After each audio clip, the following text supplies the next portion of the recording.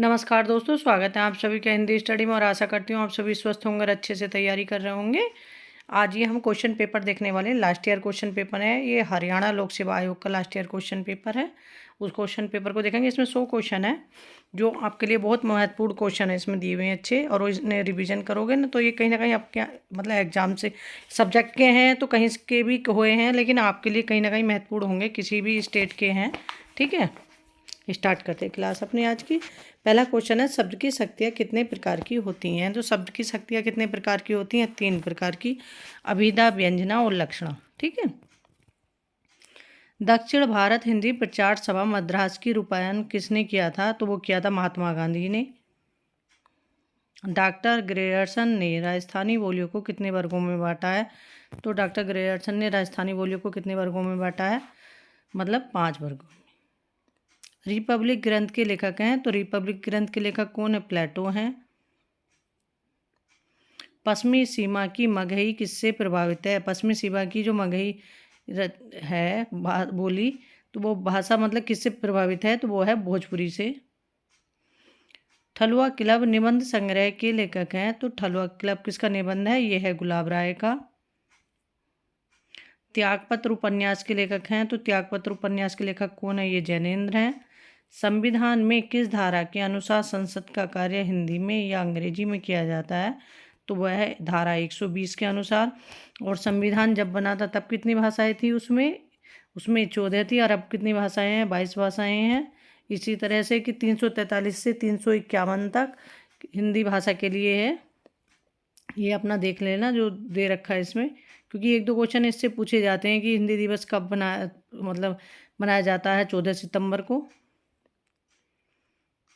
निम्न कहानी संग्रह में कौन सा कहानी संग्रह अज्ञे का नहीं है? तो इसमें कहानी संग्रह अज्ञे का नहीं है, वो है दीपाली। जो अज्ञे के हैं वो देख लेते हैं। परंपरा, शरणार्थी, अमर बल्लरी। मसूद हसन खां किस बोली को मानक हिंदी खड़ी बोली का आधार मानते हैं? तो मसूद हसन खां किस बोली को मानक हिंदी खड़ी बोली का आधार मानते हैं? वो हरियाणी बोली को। रमणीयार्थ प्रतिपादिका शब्दम काव्यम किस आचार्य का कथन है? ये पंडित राज जगन्नाथ का है। प्रकाशन वर्ष के अनुसार सही आरोही क्रम कौन सा है? तो प्रकाशन वर्ष के अनुसार आरोही क्रम होगा हमारा, आरोही मतलब सीधा सीधा, अवरोही मतलब उल्टा। ठीक है। अब इसमें है प्रेमाश्रम, रंगभूमि, कायाकल्प और निर्मला। तो ऑप्शन हमारा ये सही है इसमें। आचार्य रामचंद्र शुक्ल का कौन सा निबंध है? तो इसमें रामचंद्र शुक्ल का कौन सा निबंध है? ये उत्साह निबंध है। इन्होंने मनोविकार संबंधी निबंध लिखे थे, जैसे श्रद्धा, भक्ति, इस तरह से जो इनके निबंध हैं। तो चिंतामणि भाग 1 में जो संकलित है इनके रामचंद्र शुक्ल जी के निबंध। चिंतामणि पहले किस नाम से प्रकाशित हुआ था? विचार वीथी के नाम से। आगे देखते हैं, भारत भारती का प्रकाशन कब हुआ? भारत भारती का प्रकाशन किसकी रचना है? मैथिली शरण गुप्त की, और इसका प्रकाशन हुआ तो 1912 ईस्वी में। 11 वर्ष का समय कहानी के लेखक हैं, तो 11 वर्ष की कहानी के समय 11 वर्ष का समय कहानी के लेखक कौन है? रामचंद्र शुक्ल। रूपक रहस्य ग्रंथ के रचयिता हैं, रूपक रहस्य ग्रंथ के रचयिता कौन है? श्याम सुंदर दास है। प्राकृतिक सुकुमार कवि किसे कहा जाता है? तो प्राकृतिक सुकुमार कवि किसे कहा जाता है? सुमित्रानंदन पंत को। ठीक है। छायावाद का ब्रह्मा भी इन्हें ब्रह्मा विष्णु महेश, ठीक है, तो इन्हें ब्रह्मा विष्णु कहा जाता है। ठीक है। ये जैसे प्रसाद, निराला, पंत, महादेवी, इसलिए छायावाद के त्रय में आते हैं प्रसाद, निराला और पंत। और छायावाद के लघु त्रय में आते हैं, वो हैं मतलब महादेवी वर्मा, रामकुमार वर्मा, भगवती चरण वर्मा, इस तरह से। लाजपत महिमा किस प्रकार की गद्य विधाओं में है? तो लाजपत महिमा किस प्रकार की गद्य विधाओं में है? यह जीवनी विधा में है। निम्न में से कौन सी पत्रिका का संपादन भारतेंदु ने नहीं किया? भारतेंदु ने कौन सी पत्रिका संपादन किया? ठीक है, इसमें से बताना कि भारतेंदु की कौन सी पत्रिका है। कवि वचन सुधा, 3 पत्रिका थी ना, कवि वचन सुधा थी इनकी, और हरिचंद मैगजीन थी, एक पत्रिका और थी, भूल रही हूँ उसको। कलम का मजदूर जीवनी किस साहित्यकार के जीवन पर आधारित है? तो कलम का मजदूर जीवनी किस साहित्यकार के जीवन पर आधारित है? प्रेमचंद के जीवन पर आधारित है, और मदन गोपाल जी ने लिखी थी। हिंदी साहित्य के इतिहास का सर्वप्रथम ग्रंथ किस भाषा में लिखा गया? हिंदी साहित्य के इतिहास का ग्रंथ सर्वप्रथम फ्रेंच भाषा में लिखा गया, गार्सता तासी के द्वारा। केलांग ने तुलसी की भाषा को क्या कहा? तो केलांग ने तुलसी की भाषा को कहा पुरानी बैसवाड़ी। कंकाल उपन्यास कब प्रकाशित हुआ? कंकाल उपन्यास प्रकाशित हुआ था 1929 ईस्वी में। और ये उपन्यास किसका है? जयशंकर प्रसाद का है। कंकाल, तितली और ईरावती, ईरावती इनका पूर्ण उपन्यास है। सौंदर्यम अलंकार किस आचार्य का कथन है? ये वामन का कथन है। कुतुबन की रचना कौन सी है? तो कुतुबन की रचना कौन सी? मृगावती। और सूफी काव्य की पहली रचना कौन सी मानी है रामचंद्र शुक्ल ने? मृगावती को। अशोक के फूल निबंध संग्रह का प्रकाशन कब हुआ? तो अशोक के फूल निबंध संग्रह का प्रकाशन हुआ 1948 ईस्वी में।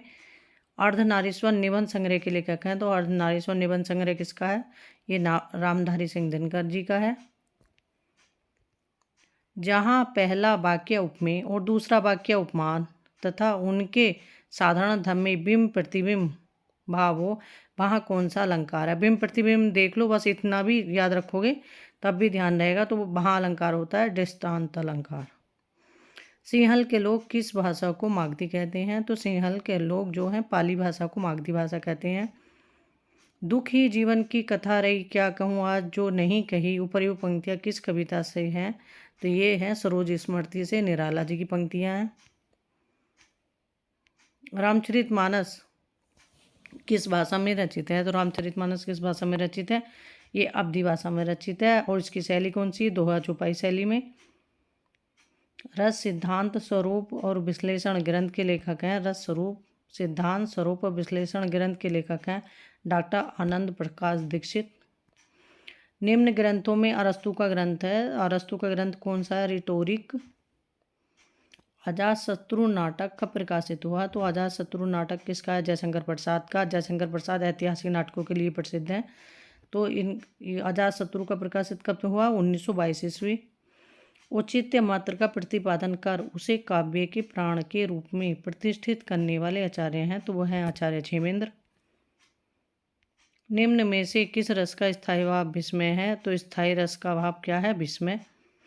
विस्मय, ठीक है। अद्भुत रस का स्थायी भाव क्या है? विस्मय। निम्न कृतियों में कौन सी कृति भारतेंदु हरिश्चंद्र की काव्य कृति नहीं है? तो भारतेंदु की रचना कौन सी नहीं है? प्रेम पुष्पावली। इसमें प्रेम मालिका, प्रेम सरोवर, प्रेम फुलवारी, ये भारतेंदु की रचना है। लज्जाराम शर्मा का उपन्यास कौन सा है? तो लज्जाराम शर्मा का उपन्यास है आदर्श हिंदू। जहाँ पर प्रत्यय के द्वारा प्रस्तुत में कोई विशेष औचित्य संबंधी चमत्कार उत्पन्न हो जाता है, वहाँ पर किस रूप को पूर्वध वक्रता होती है? तो वहाँ प्रत्यय वक्रता होती है। तरुण के स्वप्न शीर्षक कृति किस प्रकार की गद्य विधा है? तो तरुण के स्वप्न जो शीर्षक कृति है ये आत्मकथा है सुभाष चंद्र बोस की।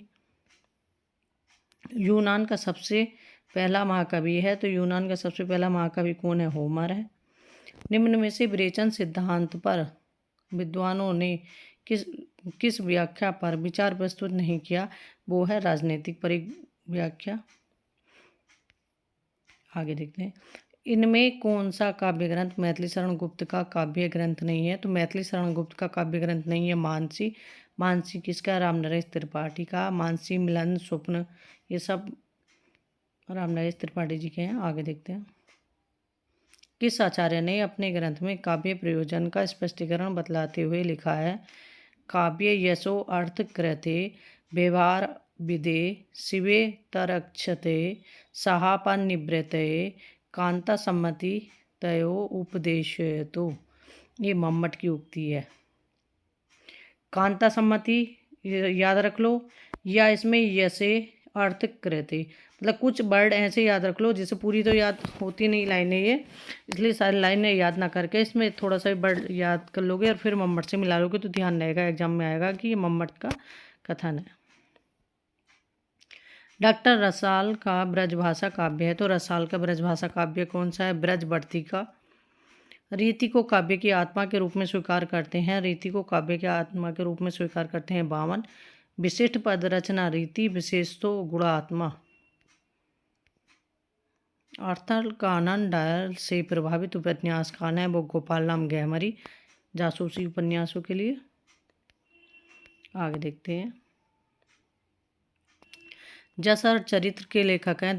जसर चरित्र किसकी रचना है? पुष्पदंत की रचना है। कवितावली प्रभावशाली रचना है जो पाठक के श्रोताओं के सॉरी दोस्तों, कविता प्रभावशाली रचना है जो पाठक श्रोता के मन पर आनंदमयी प्रभाव डालती है। काव्य के संबंध में विचार किसका है? ये विचार है आचार्य महावीर प्रसाद द्विवेदी जी का। निम्न में से कौन सा कथन आइए रिचर्ड का नहीं है? तो इसमें आइए रिचर्ड का कौन सा कथन आइए रिचर्ड का नहीं है? ग्रंथ सॉरी दोस्तों, कौन सा ग्रंथ आइए रिचर्ड का नहीं है? वो है पोएटिका, ये अरस्तु का है। चंदायन रचना कब हुई थी? चंदायन रचना हुई थी 1369 ईस्वी में। बिहार के तीनों बोलियों का एक वर्ग बनाकर बिहारी नाम किसने दिया? तो बिहार की तीनों बोलियों का एक वर्ग बनाकर बिहारी नाम दिया ग्रेयर्सन ने। रामदहिन मिश्र कृत काव्य विमर्श का प्रकाशन कब हुआ? तो रामदहिन मिश्र कृत काव्य विमर्श का प्रकाशन हुआ था 1951 ईस्वी में। नव जागरणीकरण सुधारवादी संस्थाओं की शुरुआत का सही क्रम कौन सा है? तो वह है ब्रह्म समाज, प्रार्थना समाज, आर्य समाज, थियोसोफिकल सोसाइटी। रोध रस का स्थायी भाव है। तो रोध रस का स्थायी भाव क्या है? क्रोध है। ऑप्शन हमारा बी सही है, मतलब खा। देखो जो रस हैं उनके स्थायी भाव कितने हैं, कौन से विभाव हैं, कौन से आलम्बन विभाव हैं, सात्विक अनुभाव है, इस तरह से मतलब ये क्वेश्चन पूछे आते हैं। क्योंकि ये अच्छे से ज़्यादा नहीं, स्थायी भाव विभाव ये सारी चीज़ें कुछ तो जो हैं तो वो याद होनी चाहिए। पंक्ति तो एक एग्जाम में आए, कई बार कन्फ्यूजन हो जाता है, लेकिन जो बेसिक सी बातें हैं वो तो जानकारी होनी चाहिए ना। काव्य आगे देखते हैं। काव्य के कितने प्रधान भेद होते हैं? तो काव्य के दो प्रधान भेद होते हैं, दृश्य और श्रव्य। अपभ्रंश भाषा में लिखित रामचरित्र कौन सा है? तो अपभ्रंश भाषा में रामचरित्र लिखा हुआ कौन सा है? पांचुरियो सोमदेव की रचना जो है अपभ्रंश के वाल्मीकि कहते हैं, इसलिए इन्हें। निम्न में से कौन सा काव्य ग्रंथ अयोध्या सिंह उपाध्याय हरिओत का है? तो अयोध्या सिंह उपाध्याय हरिओत का है पद्म प्रसून। अलवार संतों की संख्या कितनी मानी गई है? अलवार संतों की संख्या 12 मानी गई है, जिसमें एक महिला थी, वो अंडाल थी, उनका नाम गोदा या अंडाल था, ठीक है। और दिव्य प्रबंधम इनकी मतलब रचनाओं का संग्रह माना जाता है अलवारों की। नहीं पराग नहीं मधुर मधु नहीं विकास ही काल, अली कली ही सुबदियो आगे कौन हवाल। ये पंक्तियाँ किस भाषा में है? तो ये पंक्ति ब्रज भाषा में है और बिहारी की पंक्ति है। अगर इतना ही पता होगा बिहारी की पंक्ति है, तब भी ये ब्रज भाषा आप लगा सकते हो। रीतिकाल की जो साहित्यिक भाषा थी कौन सी थी? वो तो ब्रज भाषा थी, और रीतिकाल की जो कामकाज की भाषा थी वो फारसी भाषा थी, ठीक है। निम्न आलोचकों में मार्क्सवादी समीक्षा के पक्षधर नहीं है। तो मार्क्सवादी समीक्षा के पक्षधर नहीं है, वो है भगीरथ मिर्स। कैमास वध किस ग्रंथ की प्रमुख घटना है? तो कैमास वध जो प्रमुख घटना है वह पृथ्वीराज रासो की है। आर्य परिवार की भाषाओं का वर्गीकरण ध्वनियों के आधार पर करने की चेष्टा सबसे पहले किस विद्वान ने सुझाया था? तो वो अस्कोली ने।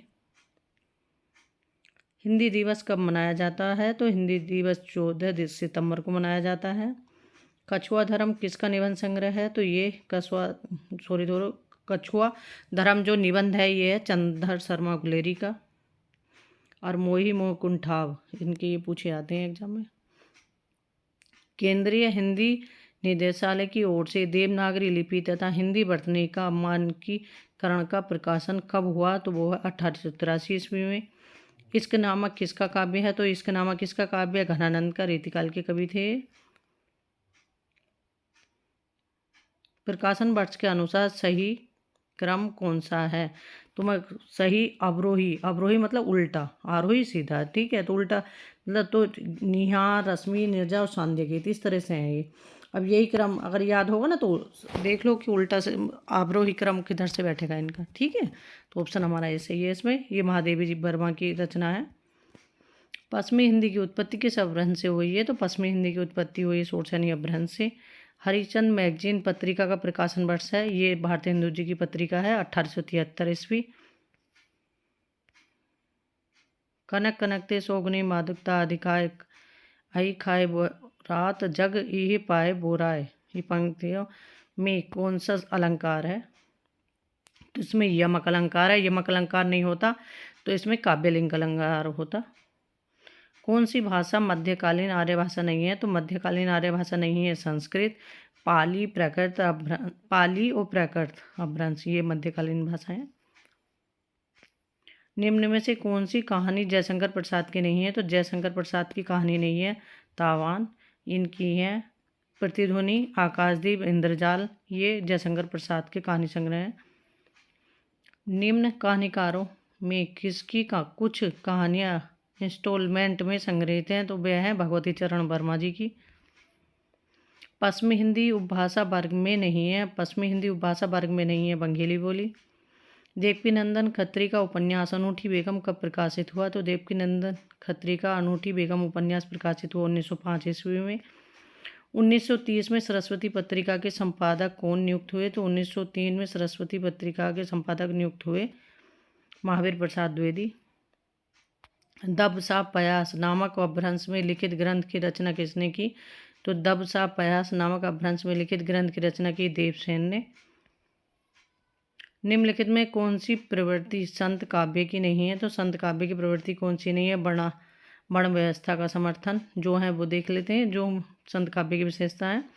रहस्यवाद की अभिव्यक्ति, बाह्य आडंबरों का खंडन, गुरु की महत्ता का वर्णन, ये संत काव्य की विशेषताएं हैं। भाषा और समाज ग्रंथ के लेखक का नाम है? भाषा और समाज ग्रंथ के लेखक हैं रामविलास शर्मा। भाट भाषा किसे कहते हैं? तो डिंगल को भाट भाषा कहते हैं। खड़ी बोली में लिखा गया प्रथम महाकाव्य है? तो खड़ी बोली में लिखा गया प्रथम महाकाव्य प्रेम प्रयास अयोध्या सिंह हरिओत जी का। इसमें ये राधा कृष्ण से संबंधित है। संदेश रासक किस प्रकार का काव्य है? तो संदेश रासक किस प्रकार का काव्य है? खंड काव्य या दूत काव्य कहा जा सकता है इसको। ठीक है, अब्दुल रहमान की रचना है ये। हिंदी साहित्य का उत्तर मध्यकाल को रीतिकाल किस विद्वान ने कहा? तो उत्तर साहित्य के उत्तर मध्यकाल को रीतिकाल नाम दिया आचार्य रामचंद्र शुक्ल ने। धराधन धावन शीर्षक से कालिदास के मेघदूत का अत्यंत सरस पदबद्ध अनुवाद निम्न में से किसने किया? तो वो किया था राय देवी प्रसाद पूर्ण ने धराधन धावन नाम से। साहित्य लहरी के रचयिता हैं? तो साहित्य लहरी किसकी रचना है? सूरदास जी की रचना है।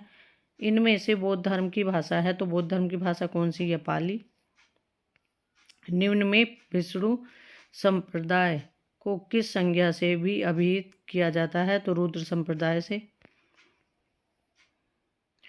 संप्रदाय से संबंधित क्वेश्चन प्रत्येक एग्जाम में आपको देखने को मिलेगा, इसलिए ना जो संप्रदाय है इनको अच्छे से देख लेना, कोई किसी को भी पूछे तो जिससे आपके क्वेश्चन खराब ना हो। निम्न में कौन सा नाटक मोहन राकेश का नहीं है? लहरों के राजहंस, मतलब मोहन राकेश का नाटक है, इनमें से बताना। तो लहरों के राजहंस ये किसका है? मोहन राकेश का नाटक है। आषाढ़ का एक दिन, लहरों के राजहंस, ठीक है। और कोणार्क नाटक है, डॉक्टर तो धर्मवीर का है शायद। अंधा युग, अंधा कुआं लक्ष्मी नारायण लाल का है। कोणार्क नाटक जो है वो जगदीश चंद्र माथुर का है। साहित्य में प्रयुक्त भाषा के आधार पर नामवर सिंह ने अपभ्रंश के कितने भेद किए हैं? साहित्य में प्रयुक्त भाषा के आधार पर नामवर सिंह ने अपभ्रंश के कितने भेद किए हैं? 2 पूर्वी और पश्चिमी अपभ्रंश। पाश्चात्य काव्य शास्त्र, इतिहास, सिद्धांत और वाद पुस्तक के लेखक हैं डॉक्टर भगीरथ मिश्र। नासिकेत उपाख्यान के रचयिता हैं? नासिकेत उपाख्यान के रचयिता हैं सदल मिश्र। ठीक है, ये हमारे क्वेश्चन कंप्लीट हो गए इसके।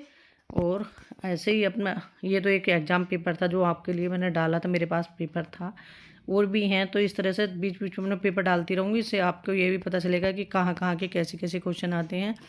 बस मेनली बात है कि हमारे सरल क्वेश्चन एग्जाम में ख़राब नहीं होने चाहिए। अगर वो सरल क्वेश्चन भी 1-2 भी ख़राब होते हैं तो बस समझ लो लगता है कि पेपर ख़राब हो गया। अगर सरल क्वेश्चन हमारे बच गए तो तब मतलब लगता है कि ठीक हुआ है पेपर। और होता भी यही है, सरल ही क्वेश्चन हमेशा बचा के रखते हैं और यही हमारी जो सफलता में सहायता करते हैं। तो इसलिए अपना सरल क्वेश्चनों को इग्नोर ना करो। ये कि हम हार्ड पेपर आया है तो अब थोड़ा डीपली पढ़ने वो पढ़ने और इन्हें की, ये तो हमारी याद है, लेकिन इन्हें भी रिवाइज करते रहो। सबसे बड़ी समस्या होती है रिवाइज करने की। अगर किस चीज़ को तुम बार बार रिविजन नहीं करोगे ना तो वो थोड़े दिन बाद ना आप भूलने लगोगे। इसलिए बीच बीच में जो आपको याद है ना वो भी याद 1-2 बार रिपीट करके देख लो। ठीक है, अपना लगे रहो, मेहनत करते रहो। ठीक है, थैंक यू दोस्तों मेरी वीडियो देखने के लिए।